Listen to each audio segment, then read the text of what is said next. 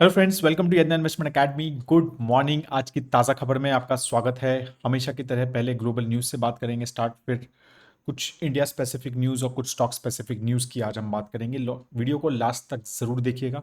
आज भी एक नॉलेज सेक्शन है, उसके बारे में बात करेंगे। अगर अभी तक आपने हमारी वेबसाइट इन्वेस्ट नहीं देखी है, राइट, तो बहुत सारे रिटेल इन्वेस्टर्स ओरिएंटेड प्रोडक्ट्स बनाने की कोशिश की गई है हमने, राइट। और आप जानते हैं कि हम सिर्फ और सिर्फ अपने प्रोडक्ट्स के बारे में ही बात करते हैं। We never do any sponsored videos, right. तो please do check investindia.in website, and if you have any question let me know on it in the comments, और you can also send us an email जो हमारी website पे available है। तो start करते हैं। US market जो है फ्राइडे को पॉजिटिव रही, मेजरली बिकॉज कि वहाँ का पेरोल डेटा आया, राइट। कि मतलब जो बेसिकली जॉब्स का जो थोड़ा बहुत बताता है कि भाई कितने पेरोल पे जॉब्स जो है इंक्रीज हुए हैं, तो वो जो फोरकास्ट था उससे अच्छा आया। 1,39,000 जो हैं जॉब्स क्रिएट हुए मई में, राइट। और एक्सपेक्टेड था कि भाई 125,000 के आसपास होंगे, तो मार्केट को अच्छा लगा कि भाई इसका मतलब ग्रोथ तो है, राइट। मार्केट में मतलब जॉब्स वगैरह बढ़ रहे हैं तो इसका मतलब कंपनीज तो हायर कर रही है ना, हायर कर रही है तो मतलब ग्रोथ तो हो रही है मार्केट में। तो ये चीज़ जो है वो अब मार्केट मतलब स्टॉक मार्केट को पॉजिटिव लगा कि भाई इससे अच्छा का मतलब ये है कि अर्निंग्स वगैरह ठीक आएंगी, और आ भी रही है। मतलब Q4 का डेटा इंडिया के हिसाब से Q4 और उनके हिसाब से Q1, राइट। तो डेटा तो अच्छा आया है ओवरऑल, मतलब रिजल्ट्स ठीक ठाक आए हैं। और इसकी वजह से ही मार्केट, वो बहुत बड़ा रीज़न था ना कि यूएस मार्केट जो है वो काफ़ी मतलब वापस रिकवर हो गया। जो भी अप्रैल में ये टैरिफ्स वगैरह के चक्कर में जो गिरा था, वो काफ़ी सारा जो है वो रिकवर हो गया है, right. Because of majorly because कि रिजल्ट्स जो है वो ठीक ठाक अच्छे आए हैं। अब इसके चक्कर में क्या हुआ है कि भाई expectation of interest rate cut जो है वो थोड़ी सी कम हो गई, कि भाई ग्रोथ अच्छा हो रहा है तो इंटरेस्ट रेट क्यों कट करने हैं, क्योंकि इन्फ्लेशन का रिस्क तो अभी भी है ही, राइट। तो इसलिए फिर से वो जो यूएस की 10 ईयर जीसेक है वो 4.5 क्रॉस कर गई। और वही एक बहुत बड़ा प्रॉब्लम जो है करंटली यूएस के पास है, and that is their G sec yield. जो बॉन्ड ईल्ड है ना वहाँ पर वो बहुत ज़्यादा चल रही है, राइट। और एक्सपेक्टेशन बिकॉज टैरिफ्स के चक्कर में जो एक इन्फ्लेशन का रिस्क आ रहा है, क्योंकि भाई टैरिफ्स बढ़ जाएंगे तो इन्फ्लेशन बढ़ेगा ना, मतलब कॉस्ट बढ़ जाएगी ना सारे प्रोडक्ट्स की। अगर आप इम्पोर्ट ड्यूटी लगा दोगे तो टैरिफ क्या है, इम्पोर्ट ड्यूटी तो है। तो ये सारी चीज़ें हो जाएंगी तो फिर से वही चक्कर हो जाता है। तो इसीलिए यूएस 10 ईयर जीसेक जो है वो थोड़े से है, मतलब ज़्यादा ही चल रहा है। और वो 4.5 फिर से क्रॉस कर गया है after this jobs data, right. Unemployment data, unemployment rate जो है वो 4.2% ही है, मतलब वो अनचेंज रहा है। तो अगेन स्टेबिलिटी है लेबर मार्केट में, ये चीज़ दिखा रहा है, राइट। तो ये सब चीज़ें जो हैं काफ़ी एक पॉजिटिव इंडिकेटर थोड़ा सा मार्केट को लगा। फिर टैरिफ नेगोशिएशन स्पेशली जो है विद चाइना वो अगेन स्टार्ट हो गया। तो बीच में आपने हमने लास्ट वीक भी बात की थी इस बारे में कि कुछ तो इश्यूज हुए थे। ट्रंप ने ट्वीट भी किया था इस बारे में कि भाई चाइना इज़ नॉट रिस्पॉन्डिंग, और हमने जो बोला था वो नहीं मान रहा है, ये सब हो रहा है। लेकिन अब जो है कुछ पॉजिटिव साइंस दिख रहे हैं 9 जून को, राइट, दैट इज़ टुडे। आज फिर जो है the there trade negotiations between US and China will start in London, right. तो ये चीज़ें वहाँ पर वापस स्टार्ट हो रही हैं। और ऐसा माना जा रहा है कि अगेन जो मेजरली एक काफ़ी बड़ा पेन पॉइंट था वो है रेयर अर्थ मेटल। जो 90% rare earth metal, rare earth metal का मतलब ऐसा नहीं होता है कि ऐसे मेटल हैं जो रेयर मिलते हैं, मिलते तो बहुत हैं, बट उनको प्रोसेस करना, उनको पूरा वहाँ तक लेके आना वो बहुत मुश्किल है, कॉम्प्लेक्स है, इसलिए वो रेयर अर्थ मेटल माने जाते हैं। और रेयर अर्थ मेटल जो है वो डिफेंस में और ईवी में काफ़ी ज़्यादा यूज़ होते हैं, राइट। तो उसके ऊपर भी काफ़ी ज़्यादा चर्चा चली, और मतलब इवन ट्रम्प से भी पूछा कि भाई हाँ, हम वापस स्टार्ट हो जाएगा शायद चाइना से export, because 90% supply chain rare earth metal का वो चाइना कंट्रोल करता है, मतलब वो प्रोसेस करता है 90%। तो ये एक बहुत बड़ा रीज़न रहा है और बहुत बड़ा कॉम्प्लिकेशन रहा है इन टैरिफ डील्स। मतलब क्योंकि उन्होंने वो बंद किया, और नॉट जस्ट फॉर यूएस, उन्होंने ग्लोबली सभी के लिए रेयर अर्थ मेटल का एक्सपोर्ट जो है वो काफ़ी रिस्ट्रिक्ट कर दिया, और इसके चक्कर में काफ़ी कॉम्प्लिकेशन हुई, राइट। तो अब ये माना जा रहा है कि वो थोड़ी थोड़ी वापस स्टार्ट हो गया। यूरोप के साथ भी ऐसा माना जा रहा है कि वापस चाइना ने एक्सपोर्ट स्टार्ट करने की बात हो रही है, और यूएस से भी, मतलब। और even Trump has said that day before yesterday कि येस, रेयर अर्थ मेटल जो है उसका एक्सपोर्ट फिर से शुरू हो गया है आफ्टर दे टॉक्ड, मतलब president Xi as well as president Trump, they had a discussion I think on Friday, right. तो वो फ़ोन कॉल हुई और उसके बाद ये सारी चीज़ हुई, और उसके बाद ही मार्केट जो है थोड़ा पॉजिटिव रहा कि भाई ठीक है, वो भी जो है ट्रेड डील वहाँ पर शायद हो जाए। ठीक है, और इसके चक्कर में ही वो again restart of earth, rare earth metal supply जो है वो स्टार्ट हो गई है। क्रूड ऑयल भी इस सब न्यूज़ से वापस थोड़ा सा बढ़ गया है, $66 जो है फिर से क्रॉस कर गया है, 66.62 था, राइट। ब्रेंट क्रूड की बात करें जहाँ तक कि अगेन बिकॉज एक तो जॉब डेटा अच्छा आया है, तो उसका मतलब यूएस की इकोनॉमी ठीक कर रही है। ठीक है, तो इसका मतलब डिमांड ठीक रहेगी, ये एक्सपेक्टेशन रहता है।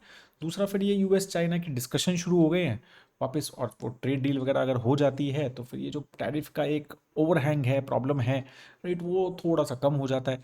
तो उसके चक्कर में मतलब जो इश्यूज थे भाई, slow down in the economy और वो सब चीज़ें थोड़ी सी मतलब उसके रिस्क कम हो जाते हैं, और उसमें ही जो ओवरऑल हम अगर बात करें क्रूड ऑयल की, वो बढ़ गया है, राइट। तो ये सारी चीज़ें वहाँ पर रही। जो काफ़ी बड़ी न्यूज़ फ्राइडे को रही फ्रॉम इंडिया पर्सपेक्टिव अगर हम बात करें, राइट, तो वो रही सेंट्रल बैंक का, हमारे जो आरबीआई, उनकी मॉनेटरी पॉलिसी का डिसीजन, राइट। और वो बहुत बड़ा बम्पर डिसीजन दिया उन्होंने, 0.5% का रेट कट किया, राइट। और 100 बेसिस पॉइंट मतलब 1% का सीआरआर कट किया। ठीक है, अब ये दोनों सीआरआर कट क्या होता है, कैश रिजर्व रेशियो, मतलब इतना कैश जो है बैंक्स को अपने पास रखना होता है विद आरबीआई, तो उसमें अगर कटौती की जाती है तो बैंक उतना लोन ज़्यादा दे सकते हैं, राइट। तो वो 1% कम किया, इसका मतलब लिक्विडिटी बढ़ी, तो बैंक अब लोन ज़्यादा दे सकते हैं, जितना वो वैसे दे सकते हैं वो उससे ज़्यादा दे सकते हैं। तो इस ये काफ़ी एक बेनिफिट रहा बैंक्स को, तो लिक्विडिटी क्रिएट हो गई, तो कह रहे हैं 2 लाख करोड़ से ज़्यादा की लिक्विडिटी जो है इसकी वजह से क्रिएट हो जाएगी इंडियन क्रेडिट मार्केट में। और फिर 0.5% का जो इंटरेस्ट रेट कट हुआ, तो आप सबके होम लोन्स, कॉर्पोरेट लोन्स वो सस्ते हो जाएंगे। एक्सपेक्टेड है कि भाई बहुत जल्दी ये सब चीज़ें, लोन्स जो हैं हमारे सस्ते हो जाएंगे। तो उससे क्या होता है, डिमांड बढ़ जाती है ना, अगर आप लोन सस्ता मिल रहा है तो लोग ज़्यादा लेते हैं, राइट। तो यही सारी चीज़ें हैं, तो इसकी वजह से इकोनॉमी में थोड़ा सा एक फ्यूल आता है। तो ये अब हो गया, लेकिन जो बड़ी चीज़ है, अब काफ़ी सारे लोगों ने ये बोला हमसे, फ्राइडे को भी ये क्वेश्चन पूछा था सत्संग में, कि भाई 10 ईयर जी सेक तो चेंज ही नहीं हुई इंडिया की राइट। तो वो अराउंड वही क्या कहते हैं, 6%, 6.2, 6.3%, मतलब वैसा ही चल रहा है, उसमें कोई चेंज नहीं आया। तो क्यों नहीं आया 0.5% कम होने के बाद में? Because the stance is change now. अब वो न्यूट्रल स्टांस पे वापस आरबीआई आ गया है। इसका मतलब ये है कि आरबीआई ने कहा कि भाई अब हम इंटरेस्ट रेट कट शायद और नहीं करेंगे, और करेंगे तो वो अब डेटा के बेसिस पे करेंगे। तो पहले अकोमोडेटिव स्टांस था, तो इसमें ये था कि भाई एक्सपेक्टेड था कि एक बढ़े कम होगा, लेकिन अब बड़ा 0.5% का कम कर दिया है। तो अब आरबीआई ने वो स्टांस को न्यूट्रल कर दिया है। न्यूट्रल का मतलब ये है कि we will check and we will accordingly take action. तो अनलाइकली है कि अब जो है मतलब नेक्स्ट साइकिल में जो है 2 महीने के बाद इंटरेस्ट रेट कट अब होगा, राइट। फिर अब डेटा के बेसिस पे है कि हाँ भाई इन्फ्लेशन कंट्रोल में रहता है, राइट। और मतलब इकोनॉमी में भी स्लो, बहुत ज़्यादा फास्ट इकोनॉमी नहीं ग्रो हो रही है, वो भी थोड़ा सा स्लो डाउन है, तो वो सारी चीज़ों के बेसिस पे ही होगा। आरबीआई ने जो प्रोजेक्शंस दिए हैं वो यही दिए हैं कि FY 2026 में 6.5% का ही प्रोजेक्शन रखा है जीडीपी ग्रोथ रेट का, राइट। तो वही उन्होंने बोला है कि भाई वही रहेगा। और जो इन्फ्लेशन है उसका प्रोजेक्शन थोड़ा कम कर दिया, वो 3.7% कर दिया है, राइट। FY 2026 में इन्फ्लेशन का तो वो 4% से कम है। तो that is what has been reason कि ये जो इंटरेस्ट रेट कट्स हो रहे हैं। रेयर अर्थ मेटल पे इंडिया में भी काफ़ी सारी चर्चा चल रही है कि भाई काफ़ी ज़्यादा डेडलॉक चल रहा है ये, राइट। और सभी ऑटोमोबाइल इंडस्ट्री स्पेशली बार बार बोल रही है कि भाई diplomatically we should solve this, because China ने ऐसा सेट कि रिस्ट्रिक्शन सिर्फ यूएस पे या यूरोप पे नहीं लगाए, उन्होंने सब जगह पे लगाए, राइट। तो उसकी वजह से अभी ये चल रहा है कि भाई स्पेशली ईवीज में, राइट, ये रेयर अर्थ के मैग्नेट्स होते हैं जो यूज़ होते हैं। Again it's not a very costly item, but the problem is कि जैसे मैंने बताया 90% सप्लाई चेन एक ही कंट्री कंट्रोल करता है उसका। अब वो इंपॉर्टेंट है, तो वो कहाँ से आएगा? और अगर इंडिया को वो स्केल करना है, राइट, उसमें जबकि पीएलआई स्कीम्स की भी बात हो रही है, रीसाइकलिंग में भी बेनिफिट, वो भी आगे बात करेंगे, तो वो सब चीज़ों की बात हो रही है। बट ऐसा माना जा रहा है कि ये 8 से 10 साल की बात है, मतलब 8 से 10 साल लगेंगे इंडिया को, जहाँ चाइना आज है। तो अब वो चीज़ें हैं कि वो कैसा होगा, क्या होगा, उसके ऊपर है। बट अभी तो यही कोशिश की जा रही है कि भाई शॉर्ट टर्म कोई तरीका निकाला जाए कि चाइना जो है वापस ये सप्लाई जो है वो शुरू कर दे। Hopefully it should start, because अगर यूरोप में हो रही है, यूएस में हो रही है, तो इंडिया में भी हो जानी चाहिए। इलेक्ट्रिक व्हीकल सेल्स, ईवी की जो सेल्स है इंडिया में, वो 4% जो है मई में बढ़ी, राइट। अगर हम 2024 में देखें सिर्फ 2.5% बढ़ी थी, इस बार 4% जो है ईवी की ओवरऑल सेल्स बढ़ी है। 12,300 12,300 4 इलेक्ट्रिक पैसेंजर व्हीकल जो हैं वो मई में सेल हुई हैं, right, and it was 8,000 something in May 2024, right. तो ये एक अच्छा जो है ओमन रहा है ओवरऑल कि भाई यहाँ पर अच्छी ग्रोथ आई है। एज आई सेड कि जो ये रेयर अर्थ मेटल्स हैं, मिनरल्स हैं, इसके ऊपर 1500 करोड़ की इंसेंटिव स्कीम की बात हो रही है जो गवर्नमेंट लगाएगी for the recycling of these minerals. अभी ये सारे मिनरल्स अभी भी जो करंट बैटरीज वगैरह में हैं, राइट, तो काफ़ी सारे जगहों पे हैं। तो यही है कि भाई एटलीस्ट जब तक हम इनको इंडिया के रिसोर्सेज या इंडिया के मेटल्स से एक्सट्रैक्ट करके, माइन करके और फिर प्रोसेस करके हम ना कर पाएँ, तब तक एटलीस्ट जो ऑलरेडी है उसको रिसाइकिल तो करो, राइट। तो यही चीज़ों पे फोकस हो रहा है कि अब रिसाइकलिंग के ऊपर फोकस ज़्यादा है कि भाई रिसाइकिल तो करना शुरू करो। तो that's what the thought process has be. इस वीक जो इम्पोर्टेंट डेटा हमें देखना है, राइट, क्योंकि मंडे है, तो वो important I think inflation data रहेगा, बिकॉज इंडिया का और यूएस का दोनों के सीपीआई नंबर्स रहेंगे। आईआईपी का नंबर भी आएगा, इंडिया का इंडस्ट्रियल प्रोडक्शन का जो नंबर आता है, राइट, वो भी एक देखने वाला नंबर रहेगा। बाकी एफआईआईज वगैरह का जो थोड़ा सा आउटफ्लो रहा है अभी तक, जून मई तक काफ़ी अच्छा इनफ्लो रहा, बट मई जून में आउटफ्लो रहा है, राइट। तो उसके ऊपर भी चीज़ें रहेंगी कि एफआईआईज जो है कैसा रिएक्ट कर रहे हैं ऑन इंडियन मार्केट, तो वो भी एक चीज़ें मतलब ओवरऑल देखने वाली रहेंगी। बाकी टैरिफ वगैरह में हम देखते हैं कि टैरिफ का तो कुछ ना कुछ चलता ही रहता है कि 90 डेज़ भी अब शायद जुलाई में कंप्लीट हो जाएंगे, तो उसका क्या होगा। और बाकी टैरिफ डील्स वगैरह जो है इंडिया के साथ, चाइना के साथ, और इंडिया की यूरोप के साथ भी, और इंडिया की यूएस के साथ भी, और इंडिया की ऑस्ट्रेलिया के साथ भी, तो कई डील्स जो हैं वो चल रही हैं, उसका क्या अपडेट आता है that also we will have to know. अब कुछ स्टॉक स्पेसिफिक न्यूज़ की अगर हम बात करें तो बजाज फिनांस ने मतलब डेट बता दी है अपनी। एक तो स्टॉक स्प्लिट भी किया था उन्होंने और बोनस भी अनाउंस किया था, राइट, दोनों चीज़ें की थी। तो 1:2 का स्टॉक स्प्लिट किया था, तो मतलब हाफ तो वो हो गया, और बोनस भी अनाउंस किया था, राइट, 4:1 का। तो उसकी दोनों की डेट जो है उन्होंने बताई है 16 जून सॉरी, रिकॉर्ड डेट है, राइट। तो उस दिन जो है वो हमारा मतलब उस दिन के बाद जो है ये सारी चीज़ें हमारी हो जाएंगी, तो सस्ता हो जाएगा ऑब्वियसली स्टॉक, और नंबर ऑफ स्टॉक हमारे बढ़ जाएंगे।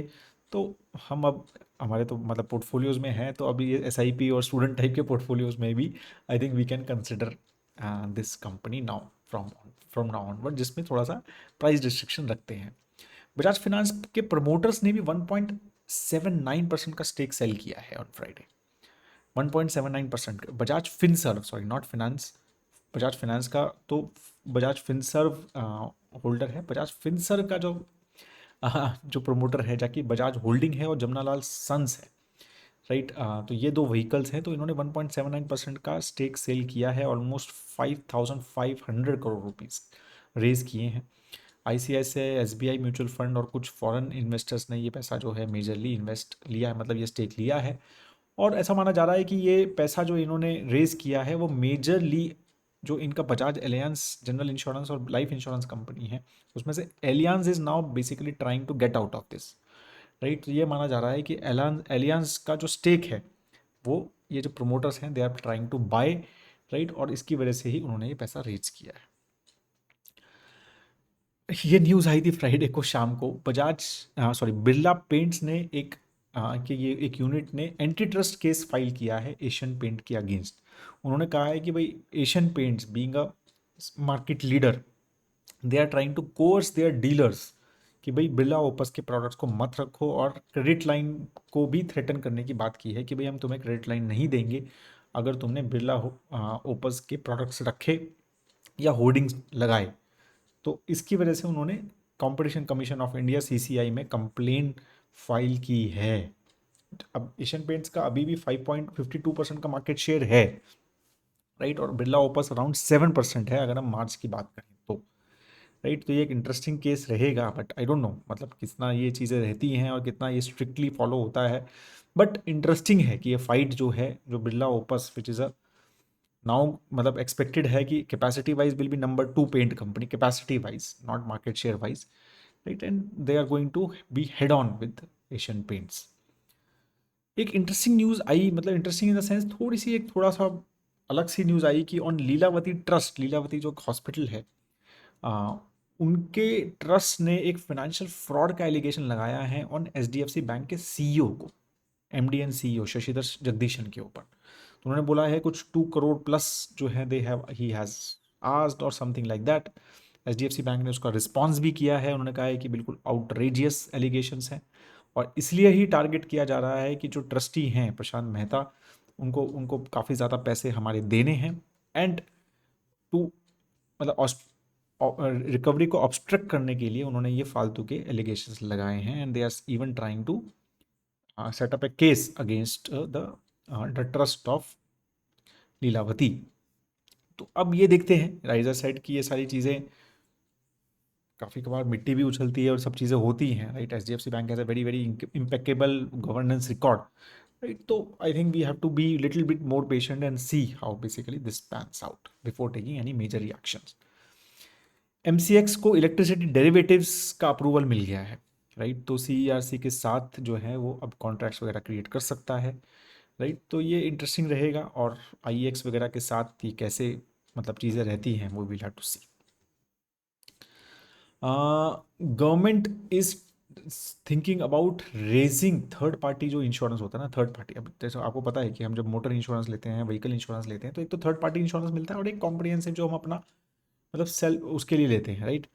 तो थर्ड पार्टी इंश्योरेंस जो है वो गवर्नमेंट प्राइस डिसाइड करती है। अब उसके चक्कर में उनके लॉस रेशियोज बढ़ गए थे क्योंकि 3-4 साल से जो है उसके प्राइसेस नहीं बढ़े हैं, राइट। तो गवर्नमेंट ने उसको इंक्रीज़ नहीं किया है, but now they are planning to increase the third party insurance premiums by 18 to 25%, right, as per the suggestion of IRDAI, क्योंकि उसमें लॉस रेशियोज बहुत ज़्यादा है। मतलब न्यू इंडिया एश्योरेंस जो गवर्नमेंट की कंपनी, उनके तो 108% के लॉस रेशियोज हैं और आईसीआईसीआई लॉम्बार्ड के भी 64% के लॉस रेशियोज हैं। तो इसके चक्कर में ये हो रहा है कि भाई इसके ऊपर पैसा तो कमा ही नहीं रही है कंपनी थर्ड पार्टी, तो इसलिए इंटरेस्ट ही नहीं रहता है उनका इसको बेचने में। और आपने देखा भी है कि थर्ड पार्टी इंश्योरेंस बेचने में किसी का कोई इंटरेस्ट नहीं रहता है, राइट। और सबको वही मतलब अपने को जैसे इसी तरह के कॉम्प्रिहेंसिव प्लान्स ही सबको बेचने हैं। तो यही है, गवर्नमेंट कह रही है कि भाई थोड़ा सा इसमें इंसेंटिव दो, इनके थोड़ा सा नंबर्स ठीक करो ताकि थोड़ा बहुत तो एक वो वहाँ पर इंटरेस्ट आए। आरबीआई की जो स्टेटमेंट आई फ्राइडे को, और इंड बैंक के जो इश्यूज रहे डेरिवेटिव, राइट, इरेगुलेटरीज को लेके, तो उसमें यही बोला मतलब जो आरबीआई के जो गवर्नर हैं, ये काफ़ी इंटरेस्टिंग मतलब स्टेटमेंट में एज इज बोल रहा हूँ, these episodes will happen and they don't bother us too much as long as they are far and few between. ठीक है, ये होते हैं और मतलब इसको कोई टेंशन नहीं है, मतलब अगर जब तक ये बहुत फ्यू हैं, and bank has taken enough number of steps to improve their accounting, that's what they are saying for IndusInd and other practices, on the whole bank is doing well। तो IndusInd के लिए उन्होंने कहा कि भाई ये जो वन ऑफ लग रहा है और बाकी चीज़ें ठीक लग रही हैं, we are still looking at it, और ये बैंक अब ठीक ठाक कर रहा है। तो hopefully worst is behind, that's the expectation. JK cement ने एक Saifco cements, I think Jammu and Kashmir में देयर मेजर प्रेजेंस है, सैफको, उसका 60% stake they have acquired, right. Infosys को जीएसटी इंटेलिजेंस से क्लोजर रिपोर्ट मिल गई है। आई थिंक लास्ट ईयर उनके ऊपर 32,403 करोड़ रुपीज़ का एक प्री शो काज नोटिस जो है वो मिला था जीएसटी से, but I think that has been closed, और वो शायद they have taken back that pre show cause notice. ठीक है, that is the major major news. अब क्विकली बात करते हैं आज के नॉलेज सेक्शन की। तो बेसिकली ये बहुत इंटरेस्टिंग मेरे को चार्ट मिला ऑन फ्रॉम आईएमएफ, कि जो डेटा सेंटर्स हैं, राइट, इलेक्ट्रिसिटी डिमांड जो डेटा सेंटर से आ रही है वो देखो कितनी ज़बरदस्त है, कि वो ऑलरेडी फ्रांस से ज़्यादा, मतलब फ्रांस जितनी इलेक्ट्रिसिटी कंज्यूम करता है उतने वर्ल्ड के सारे डेटा सेंटर उससे ज़्यादा इलेक्ट्रिसिटी कंज्यूम करते हैं। Can you even believe this? तो डेटा सेंटर्स जो इलेक्ट्रिसिटी कंज्यूम कर रहे हैं वो ज़बरदस्त है, और ऐसा माना जा रहा है कि by 2030, right, data centers will be the fourth largest consumers of electricity in the world. तो चाइना, अच्छा, और एक और नंबर इंटरेस्टिंग है, पर चाइना जो इलेक्ट्रिसिटी, आप देखो electricity demand in China and with US, जबकि US is the biggest economy, but उसका इलेक्ट्रिसिटी डिमांड जो है वो चाइना से हाफ से भी कम है। China is almost 9 tera watt hours, right, tera watt hours, और यूएस इज ऑलमोस्ट 4। जो मैन्युफैक्चरिंग वगैरह में जो लगता है ना वो दिख रहा है यहाँ पर, जो kind of manufacturing which China does, right, तो वो वहाँ पर वो डिफरेंस यहाँ पर नज़र आ रहा है, right. India is also now close to I think 1.8 1.9 terawatt hours, right, and I am sure we are growing, तो शायद हम यूएस से बहुत कुछ सालों में शायद मतलब नंबर 2 सबसे बड़े इलेक्ट्रिसिटी डिमांड के कंट्री हो जाएंगे। Of course population also matters in this case, no doubt in it, but data centers का जो ग्रोथ है वो हमें समझना है, और इसलिए इलेक्ट्रिसिटी एक काफ़ी बड़ी थीम रहती है, राइट, विच इज़ एक्सपेक्टेड कि ये अच्छा करेगी नेक्स्ट फ्यू ईयर्स तक, specially because of artificial intelligence related, मतलब ये सब जो नंबर्स, ये जो मतलब इलेक्ट्रिसिटी यूज़ हो रही है, फिर क्रिप्टो रिलेटेड इलेक्ट्रिसिटी जो यूज़ हो रही है ग्लोबली, राइट, तो उसमें काफ़ी ज़्यादा जो है इलेक्ट्रिसिटी पे इन्वेस्टमेंट अगर आप ग्लोब में देखेंगे वो हो रही है।